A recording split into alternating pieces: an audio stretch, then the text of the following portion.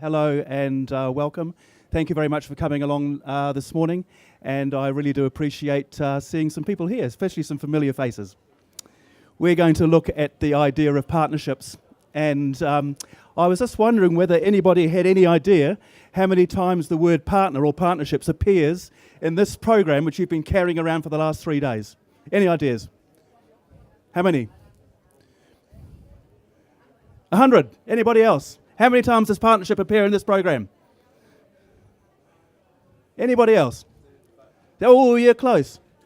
57 times it appears in this program. And what about in the proceedings from the 2011 conference, in this 80-page document? How many times does partnerships appear in that? There's a chocolate for anybody who gets it right, within 10. 20, come on, more than 20. Come on, partnerships, 40, more. 40 foot more. 67. So I think you get the chocolate, I'll see you afterwards. What we're going to cover now is what are partnerships, two natural disasters in the Pacific, and then using an example from Samoa, which was based on partnerships and is around some work that we've been doing there. What do you understand by the term partnership? What's the word that comes to mind when you say partner? Anybody? Working together, yes. Anything else? Loving each other, yeah, that's a good one, yep. Partnerships is all about working together, but also it's not one partner being more important than the other. Partnership is exactly that, an equal arrangement between people, between groups, between organisations. As we know from this week, disaster risk reduction is a systematic approach to identifying, assessing and reducing the risks of disaster. And it's so complex. I mean, you've only got to see how many sessions are going on at the moment. This is a complex business, and not one person or not one agency can even begin to address risk reduction. We've got to work together. In other words, partnerships. If we're going to have any impact, any effect, we've got to work as partners. And that's not just between agencies, it's also between disciplines, so between risk reduction and climate change, say, or between risk reduction and development. So that's partnerships. We've got that bit past. Before we get on to our example, I want to very quickly touch on the Pacific and why it's such an extraordinary place. Big oceans, small islands. That little green slice there, 0.5% of the Pacific is land. All the rest of it is sea. There is an extraordinary diversity in the Pacific, over 800 languages, and a variety of landscapes, from mountains like we have behind Geneva through to tiny atolls where the highest part is only 1 metre above sea level. It's one of the most vulnerable areas in the world, as you know. Cyclones, weather events, floods, earthquakes, volcanoes, tsunami, it all happens in the Pacific. I mean, what would you do if that cyclone from 2009 was coming down and you happen to live in one of the atolls in Tokelau, in Otafu, where the highest part is only 1.5 metres above sea level? What would you do if that cyclone came and impacted you? You were living in Tuvalu. How do you respond to that?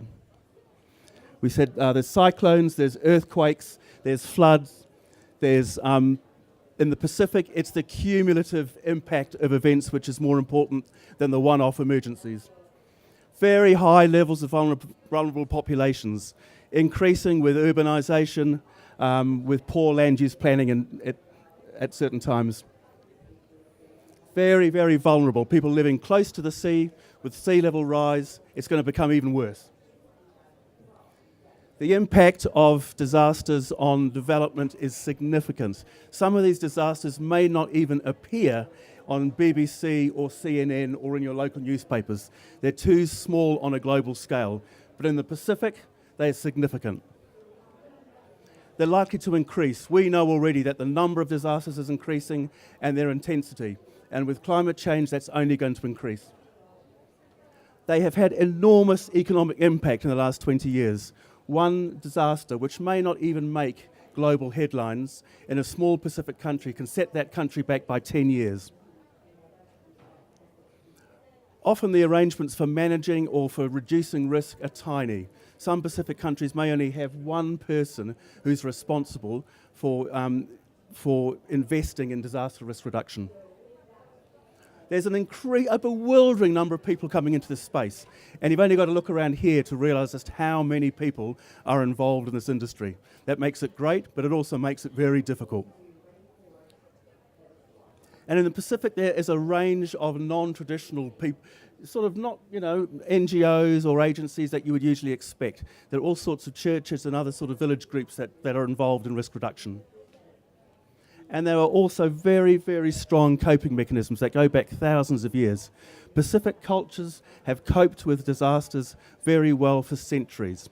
And there's no reason why agencies coming in with new technologies can think that they can do it any better.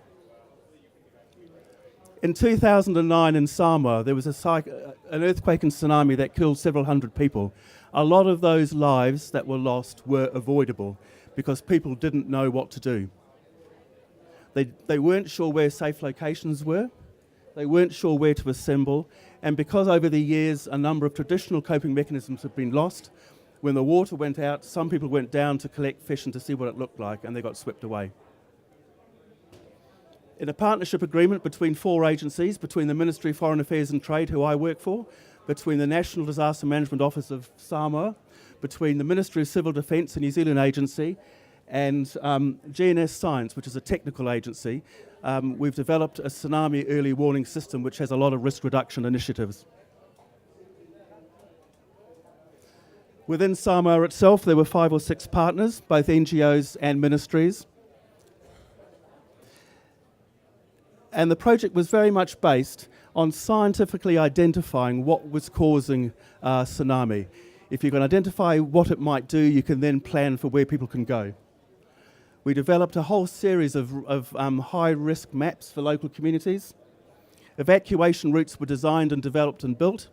Signs were built, and every 6 months there's an exercise. There was all sorts of clever scientific stuff going on. I have absolutely no idea how it works, but I'm sure there's been lots of kind of sessions over the last couple of days to look at that.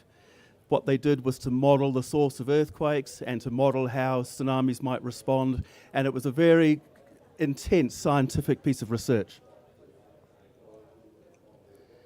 Once they'd done the science, they then identified a number of at-risk coastal communities. There were 6 communities chosen. And once those communities were chosen, local facilitators, local leaders were trained on tsunami risk management and how they might assist in the project. And from those meetings, there were specific meetings held with women, there were meetings held with young people, there were meetings held with youth, there were meetings held with chiefs and people who had the power. And from those meetings, they took a layer of the maps, those scientific maps, they added on local features, and they added on what the communities understood to be the risks that were facing them. These maps were then overlaid, and again with the use of overlaid the scientific models and maps that had been developed, and from that signs were developed using local sort of Samoan images. For example, you can see that the figure here, which is based on a New Zealand internationally recognised sign, it wasn't initially appropriate to have a figure without any clothes, so that they were so it was suggested that it would be much more appropriate to have a lava on. A whole series of signs were developed, quite specific to the villages that they were going to be put up in. Maps, again based on a New Zealand experience, were developed using best practice. And each village was advised as to where they could, where the most appropriate place was to erect these signs, where they should point, and each village took on the responsibility of keeping those tracks clear. Once the signs had been erected and the tracks had been built, there were some exercises to show where people could go. And this was the first exercise that was held in November last year. So finally, this was a successful partnership project because it was locally led and facilitated. Local leaders were provided with training on tsunami modelling and mapping and what to do. There was a deep respect for Samoa, the cultural norms of the area. There was an extraordinary flexibility was factored into the project. There was no work, for example, done on Sunday or other public holidays. There was a very strong partnership approach. and it was agreed and understood what each village responsibility was, what the local government responsibility was, what the national government responsibility was. That was accepted and acknowledged. And finally, it was an example of putting technical, high-tech science based on a New Zealand best practice experience into a local context. Ka kite anō. We'll see you again. Thank you.